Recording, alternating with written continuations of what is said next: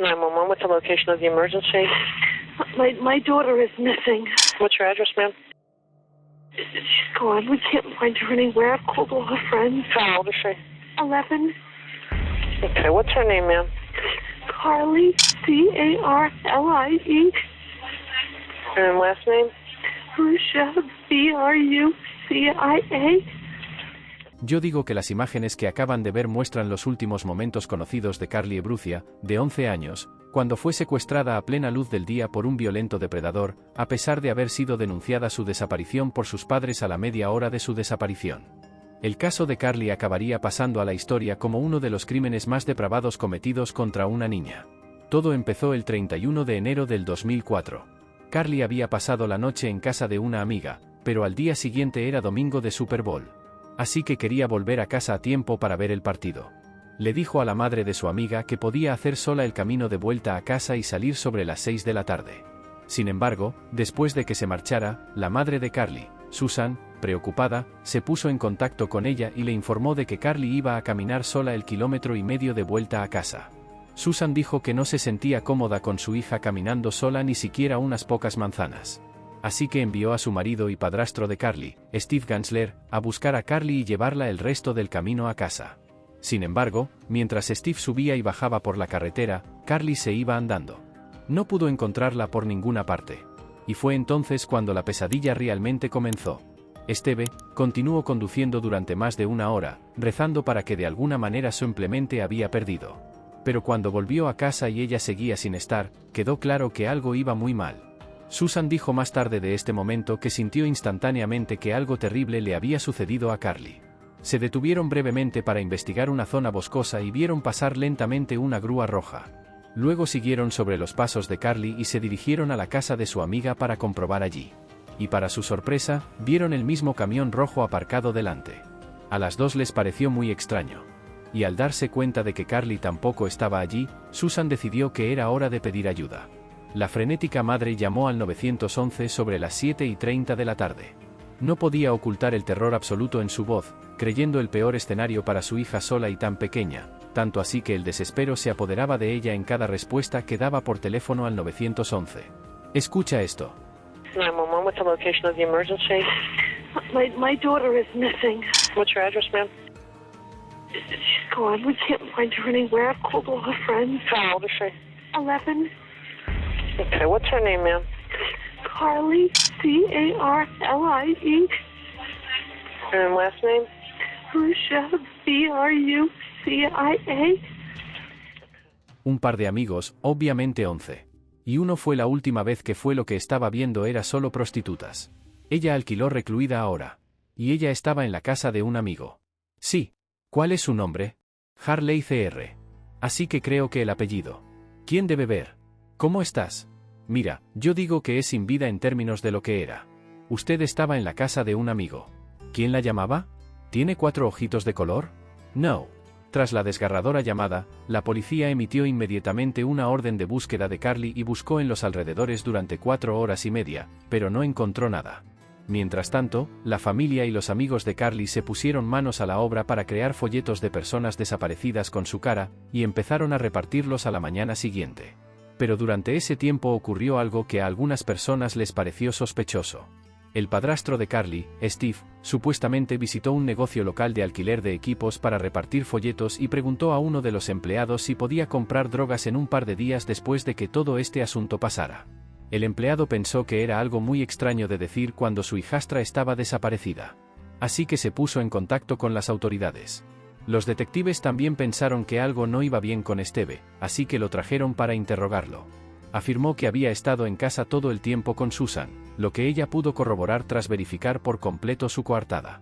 Fue descartado como sospechoso, pero Steve les ofreció otro nombre: Ron Choquette. Ron era el dueño del camión rojo y, al parecer, llevaba 2 meses saliendo con la madre de la amiga de Carlie. Estuvo en casa la noche que Carlie se quedó a dormir, y en un momento dado fue el único adulto presente. Así que, naturalmente, Steve informó a la policía de que había visto el camión rojo de Ron circulando sospechosamente por la zona que estaban registrando. Los investigadores siguieron la pista y hablaron con Ron. Pero este les dijo que se había ido a trabajar antes de que Carlie abandonara la residencia y que no había visto nada fuera de lo normal. Además, sus compañeros de trabajo verificaron su paradero, lo que llevó a la policía a descartar como sospechoso de la desaparición de Carly. Los agentes volvieron a casa de Carly al día siguiente de su desaparición y hablaron de nuevo con Susan. Ella insistió en que su hija nunca se había escapado antes y que este comportamiento era completamente fuera de lo normal. Sin embargo, las declaraciones de la amiga de Carly sugerían lo contrario. Dijo que Carly había estado alterada la noche anterior y que había expresado en varias ocasiones sentimientos negativos hacia su familia. Carly también habría dicho a su amiga al menos una vez que no quería volver a casa porque tenía demasiadas responsabilidades. Esta revelación hizo dudar a los agentes sobre si Carly podría haberse escapado de casa de su amiga por voluntad propia. Aún así, los investigadores no podían descartar la posibilidad de que hubiera sido víctima de un crimen. Así que, antes de abandonar la residencia, dieron a la madre de Carly unas instrucciones espeluznantes. Le pidieron que se pusiera en contacto con el dentista de su hija para obtener su historial dental por si fuera necesario identificarla. A la mañana siguiente, los compañeros de Carly llegaron a la escuela y encontraron su asiento vacío, y casi al mismo tiempo, las autoridades trajeron perros rastreadores para ayudar en su búsqueda. Los perros siguieron a Carly hasta el aparcamiento del lavadero de coches de Evie, que no formaba parte de su ruta prevista a casa, pero era un atajo conocido. Aunque al final los perros perdieron su rastro cerca de la parte trasera del edificio, la empresa tenía varias cámaras de vigilancia, y lo que captaron envió una oleada de miedo a toda la comunidad. El gerente del lavadero de coches revisó las cintas y dijo a la policía que vio lo que parecía ser el secuestro de una joven grabado sobre las 18:30 horas. Al principio, el desconocido caminaba despreocupadamente, como si fuera a pasar de largo. Pero en el último momento dio un gran paso hacia el agua y la agarró del brazo. Probablemente, parecía bastante amenazador, ya que estaba de pie justo delante de ella y le impedía escapar. Probablemente, ella se sintió aterrorizada y presa del pánico, y es posible que él le dijera que todo iría bien si ella hacía todo lo que él le decía. Como regla general, en situaciones de secuestro, es más seguro oponer una gran resistencia desde el principio. Es probable que el secuestrador busque un blanco fácil. Si alguien está luchando contra ellos y gritando, el secuestrador puede tener miedo de llamar demasiado la atención. Así que se retiran. Puedes enseñar a tus hijos que si están solos y se les acerca un desconocido que intenta que vayan a algún sitio, tienen que gritar todo lo que puedan e intentar alejarse antes de subir a un vehículo con esa persona. Una vez que están solos en un coche con alguien, esa persona tiene todo el poder y probablemente llevará al niño a un lugar apartado donde esté familiarizado con el entorno. Así será mucho más difícil escapar. Y el secuestrador puede intentar persuadir al niño para que acuda voluntariamente, alegando que, mientras haga lo que se le dice, no sufrirá ningún daño. O pueden decir al niño que lo llevarán con sus padres o que su madre les ha pedido que lo recojan. Puede ser una buena idea inventar una palabra segura para ti y tu hijo. Enséñeles que, a menos que un desconocido utilice esa palabra de seguridad, no deben subir al coche con esa persona, por mucho que el desconocido intente convencerles. Tendrás que practicar esta palabra de seguridad frecuentemente con tu hijo para que no la olvide. Para su horror, los padres de Carly confirmaron rápidamente que la niña de la cinta era su hija, pero nadie reconoció al extraño hombre que se acercó a ella y la sacó a la fuerza del encuadre. Sin embargo, las imágenes mostraban claramente que se trataba de un varón blanco de estatura media con el pelo oscuro y tatuajes en los antebrazos. Al parecer, también llevaba un mono con una etiqueta con su nombre. Pero el vídeo no era lo suficientemente claro como para leer el nombre y la grabación. Parecía evidente que Carly no reconocía al hombre cuando éste se interpuso en su camino y le dijo algo antes de agarrarla por el brazo. En cuestión de horas, las sorprendentes imágenes se reprodujeron constantemente en las emisoras de noticias locales y aunque llegaron cientos de pistas, la mayoría resultaron ser callejones sin salida. Los investigadores empezaron a temer lo peor a medida que pasaba el tiempo. Pero ese mismo día recibieron por fin la pista que estaban esperando. Varias personas llamaron diciendo que creían firmemente que el hombre de las imágenes era Joseph Smith, de 37 años, mecánico de automóviles con un largo historial delictivo que se remontaba a 1993. De hecho, estaba en libertad condicional por una redada antidroga en el momento de la desaparición de Carly. Aunque la mayoría de sus encontronazos con la ley fueron por delitos de drogas, al menos 2 delitos de su historial incluían violencia contra las mujeres, como secuestro, agresión con agravantes y detención ilegal. Uno de los compañeros de trabajo de Joseph estaba entre los informadores. 2 días después de la desaparición de Carly, declaró a la policía que el hombre de las imágenes se parecía mucho a él por sus modales y su ropa. Además, otro empleado afirmó que parecía nervioso y bajo los efectos de estupefacientes en el trabajo al día siguiente de la desaparición de Carly. También informaron de que Joseph había tenido problemas en el trabajo debido a problemas con las drogas y el dinero y afirmaron que no se presentó a su turno el día anterior. En ese momento, las autoridades decidieron revisar de nuevo las grabaciones de seguridad del túnel de lavado, con la esperanza de relacionar a Joseph con uno de los vehículos grabados en las cintas. Sus compañeros de trabajo les dijeron que conducía un Lincoln Town Car marrón, pero que había estado fuera de servicio recientemente por problemas de transmisión. En cualquier caso, el único vehículo que destacaba era una furgoneta Buick de color amarillo pálido que se detuvo aproximadamente 3 minutos antes del secuestro de Carly.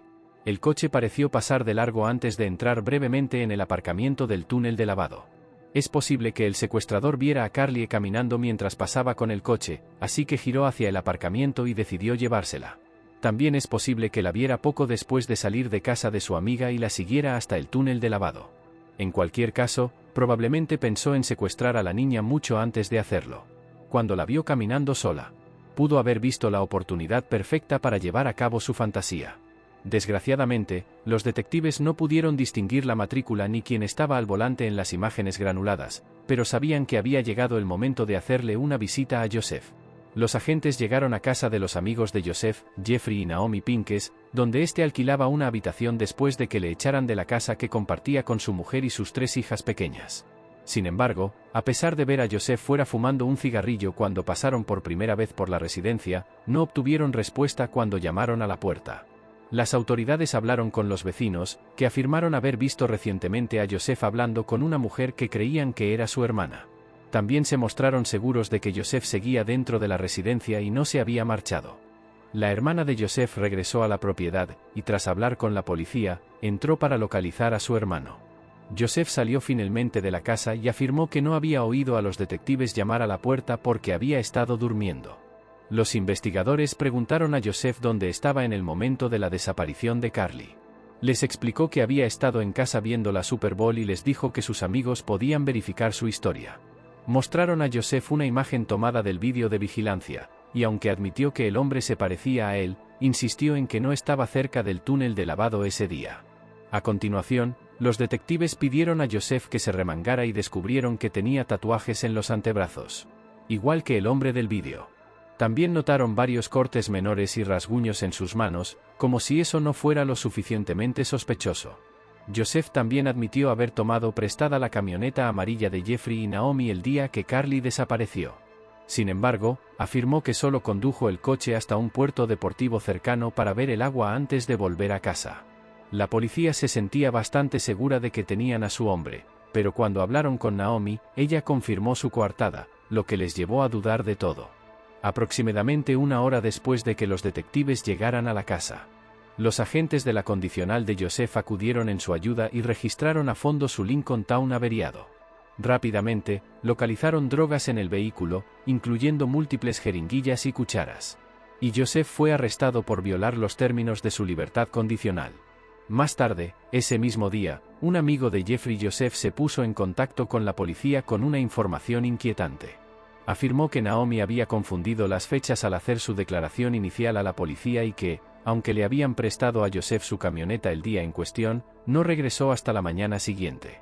Jeffrey también dijo que había puesto a cero el cuentakilómetros antes de que Joseph se fuera y que, cuando lo comprobó al volver a casa, había recorrido más de 500 kilómetros. Por no mencionar que el interior del coche parecía desaliñado y el asiento trasero estaba abatido. Por último, cuando le preguntaron si recordaba que llevaba puesto Joseph cuando salió de casa, dijo un uniforme de mecánico. Jeffrey y Naomi consintieron en que se registrara su domicilio, pero las autoridades no encontraron nada con valor probatorio. Después, al enterarse de la detención, la madre de Joseph fue furiosa al taller donde trabajaba su hijo y exigió saber por qué los empleados habían llamado a la policía. Sin embargo, a pesar de su arrebato de ira, sus compañeros de trabajo pensaron que ella también creía que había sido su hijo. En las grabaciones de CCTV cuando ella proclamó, «Si Joe hizo esto, le sacaré la verdad». La madre de Joseph diciendo, «Si Joe lo hizo», esto es una indicación de que ella permitía esa posibilidad en su cabeza y la había descartado. Una madre que creyera al 100% que su hijo era inocente probablemente diría algo mucho más firme, como que él lo hizo. Mientras tanto, los investigadores siguieron buscando en las zonas boscosas alrededor de donde creían que Carly había sido secuestrada. Pero fue en vano. También se pusieron en contacto con el personal forense del Servicio de Saneamiento de la ciudad de Sarasota y solicitaron que aseguraran el edificio de transferencia para realizar un registro organizado de la basura. Al día siguiente, pocos sabían que para entonces la búsqueda ya no sería necesaria. Mientras Joseph estaba detenido, uno de sus amigos de toda la vida entró en la comisaría y pidió hablar con los investigadores. Además de decirles que el hombre de la grabación de CCTV se parecía mucho a Joseph. Les informó de varias ocasiones en las que hablaba de su creciente deseo de agredir a mujeres. Poco después de este encuentro, los detectives trasladaron a Joseph de la cárcel a la comisaría de policía para un interrogatorio formal.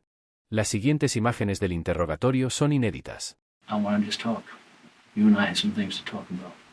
Okay, because some of the things at the house, we got to get straight. That's the most important thing. Okay. In this room is about the truth. Mm-hmm. Okay, it's the most important thing that goes on in this room. Los brazos de Joseph rodean fuertemente su torso, lo que podría sugerir que se siente a la defensiva e intenta protegerse. Además, tiene las piernas cruzadas por los tobillos. Todo su cuerpo está en una posición cerrada, lo que significa que puede no estar dispuesto a cooperar y a hablar con el detective. La entrevista inicial ni siquiera tuvo la oportunidad de empezar. I was already advised to talk to a lawyer. Pidió repetidamente hablar con su familia. No puedo hablar con usted. I can't talk to you. You have requested a lawyer. What about my family? Why can't I call them? You know, I want to talk to my parents or my brother. Pero al final el detective le convenció para que se reuniera con un abogado de la oficina del defensor público. Can I contact the public defender's office for you? And they can bring a lawyer down here. Pero Joseph tenía una última petición. Hey, Did you say something? do you think that I could smoke or no? Finalmente, Joseph fue trasladado de nuevo a la cárcel, donde por fin pudo llamar a su hermano John, y lo que le dijo confirmó los peores temores de todos. El 5 de febrero, 5 días después de la desaparición de Carly, John se puso en contacto con las autoridades y les pidió que se reunieran en su residencia. Cuando llegaron los agentes, les dijo que sabía dónde encontrar el cuerpo de Carly y les indicó una zona boscosa detrás de la iglesia, a pocos kilómetros de su casa. Según John, su hermano había confesado haber secuestrado y agredido brutalmente a la joven, pero afirmaba no recordar gran cosa del incidente debido al consumo de drogas. Joseph puede estar tratando de establecer una defensa por capacidad disminuida, alegando que no recuerda lo que ocurrió y que estaba drogado. Los hechos específicos del caso demostrarán si se trata de una defensa viable o no. Mientras John estaba en presencia de los investigadores, Joseph le llamó repetidamente y se alteró visiblemente por las cosas que decía su hermano. En un momento dado, John exclamó al teléfono, ¿te has atragantado muy fuerte? A lo que Joseph supuestamente respondió, sí. Luego le preguntó si la había atado, a lo que Joseph respondió que no. Pero admitió haberla agredido violentamente y haber dejado su ADN. La madre de Joseph llegó a casa de John y declaró que Joseph también se había puesto en contacto con ella ese mismo día desde la cárcel y había confesado haber asesinado a Carly. La policía acudió entonces a la iglesia y rápidamente descubrieron el cuerpo de Carly parcialmente oculto en una zona boscosa. Los investigadores especularon con que había sido arrastrada hasta allí por las abrasiones que presentaba en el costado derecho. Más tarde, la autopsia determinó que la causa de la muerte había sido estrangulación con ligaduras y que también había sido brutalmente agredida. Además, las marcas lineales en ambas muñecas indicaban que había estado atada en algún momento. Las pruebas forenses revelaron restos de ADN y fibras capilares de Joseph en el cuerpo y la ropa de Carly, por lo que fue acusado de su asesinato. Un registro de la furgoneta amarilla reveló 2 pelos que correspondían al encaje del coche, así como varias fibras que coincidían con la camisa, con la que fue vista por última vez. Los investigadores teorizan que, tras tomar prestado el coche de su amigo, Joseph había tomado una combinación de drogas y fue entonces cuando se dio cuenta de que Carly caminaba sola. Fue un encuentro casual lo que provocó que secuestrara, agrediera y asesinara a la inocente niña de 11 años. Mientras tanto, la comunidad estaba indignada por el hecho de que Joseph hubiera podido salir en libertad después de haber sido condenado 13 veces en los últimos 10 años por diversos delitos. Además, aproximadamente un mes antes del secuestro de Carly, las autoridades locales habían solicitado a un juez de Florida que emitiera una orden de detención contra Joseph por violar su libertad condicional. Sin embargo, el juez nunca lo hizo porque supuestamente la policía había completado el papeleo necesario el 24 de octubre de 2005. Joseph Smith fue declarado culpable de asesinato en primer grado, así como de otros cargos de agresión a un menor de 12 años y secuestro. Fue condenado a muerte por inyección letal por el asesinato de Carlie y a cadena perpetua sin libertad condicional por los otros delitos. Sin embargo, el 18 de julio de 2017, un juez anuló la condena a muerte de Joseph basándose en un nuevo proyecto de ley que exigía el voto unánime del jurado. Los miembros del jurado en su juicio original habían votado tendencialmente a favor de la pena de muerte. Finalmente, Joseph murió en prisión a la espera de una nueva vista para dictar sentencia en 2021.